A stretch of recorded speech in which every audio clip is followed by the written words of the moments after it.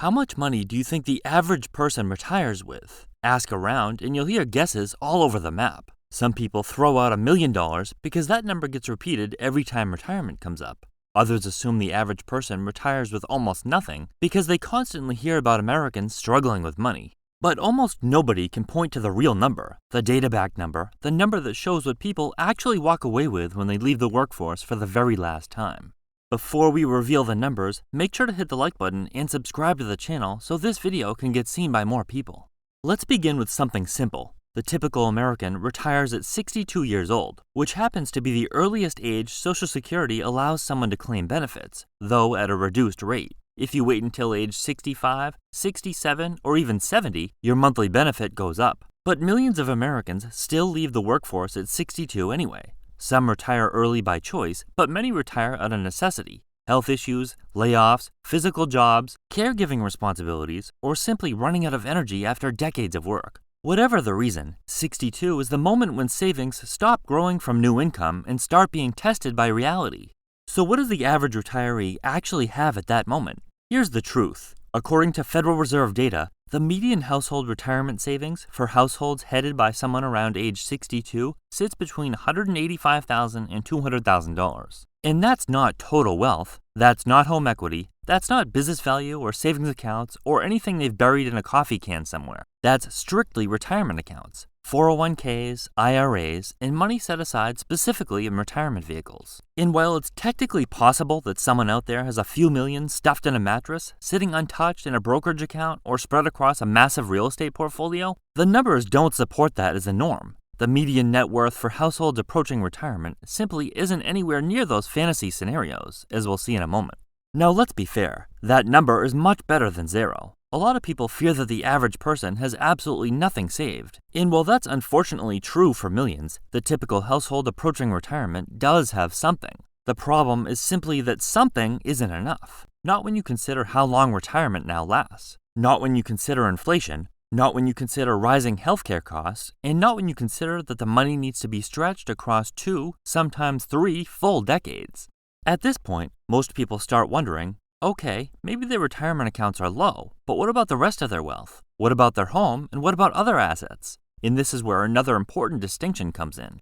The median net worth, the total value of everything a household owns, is significantly higher.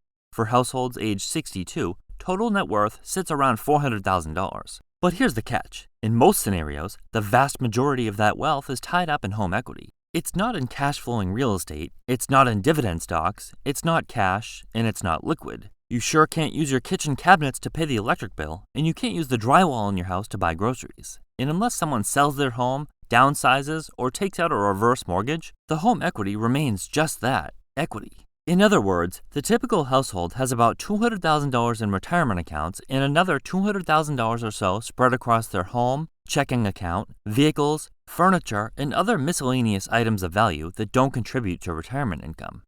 So why do people retire with such underwhelming balances? Why aren't these numbers higher considering how much money flows through a household and taking into account most people work for about 4 decades? It wouldn't take much to surpass these numbers, right?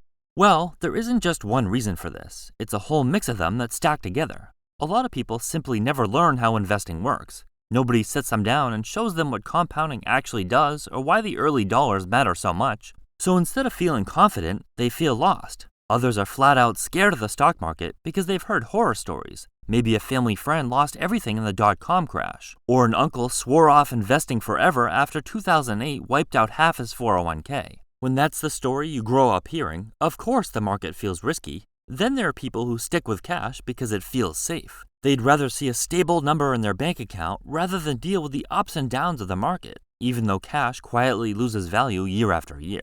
And a lot of households aren't avoiding investing out of fear, they're simply choosing today over tomorrow. It's easier to buy the new phone, upgrade the car, grab takeout, or book the weekend getaway than it is to send that money to an account you won't touch for 30 years, despite the fact that it's there providing additional financial security for all that time. But the problem in a nutshell? Most Americans just don't save much, if anything at all. The national savings rate hovers around 5%. And that includes all types of savings, not just retirement. 5% is not enough to build a future. When so little gets set aside and even less actually gets invested, it's no wonder so many people reach their 60s feeling behind. So here's the question everyone wants to know the answer to. If the average person has around $200,000 saved by retirement, what does that actually translate to in terms of income? Let's break it down in simple terms. Using the 4% withdrawal rate, which is typically recommended for a conservative portfolio heavily allocated to bonds, a $200,000 portfolio produces roughly $8,000 per year in income. That's about $666 per month.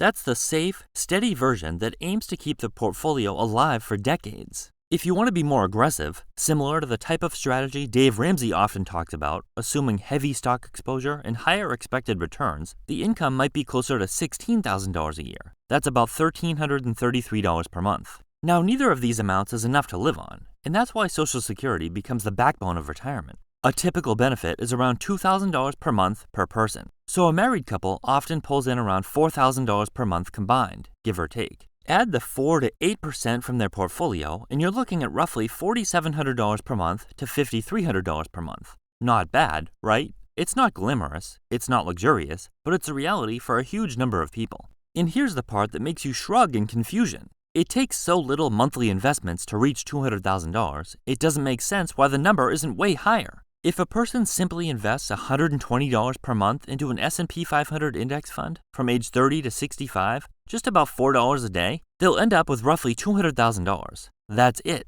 That's how little it takes to reach the same amount the average person retires with. The reality? Most people didn't plan this way. They probably tossed a little money into retirement after spending on everything else. It's like, well, we already went on 3 vacations, bought a new car, and remodeled the kitchen, so we might as well put a few $1,000s into retirement this year. But even more common, people hit their mid-50s and suddenly think, wait, we're going to need money for retirement, and start investing whatever they can. But this also reveals something critical. The bar to be above average is extremely low. If the average person retires with around $200,000, you don't need to be perfect to beat that. You just need to save slightly more than $120 per month, or just start slightly earlier. A person contributing $300 a month might retire with closer to $500,000. Someone contributing $500 a month might end up with $800,000 or more. None of this requires massive sacrifices, it simply requires consistency. But how would your retirement change if you could double the amount you have saved by simply waiting a little longer to use it? What if those people who have $200,000 at age 62 decide to wait a few more years before retiring, continue working part-time, or rely on Social Security and simply don't touch their investments? By leaving the money invested, it continues to grow thanks to compounding. After 5 years, assuming an average S&P 500 return of 10%, that $200,000 could grow to over $320,000 just by letting the market do its work. Wait 7 years and it could be worth around $400,000. That's nearly double the original amount, achieved without adding a single extra dollar. With a little bit of time, there's no reason you can't far surpass these numbers. A little bit invested each month goes a long way. Stay consistent and tune out the voices that say, why not enjoy your money now? Or, $1 million won't matter by retirement. Or, you can't take it with you. Anyone thinking clearly knows it's all about balancing today with tomorrow.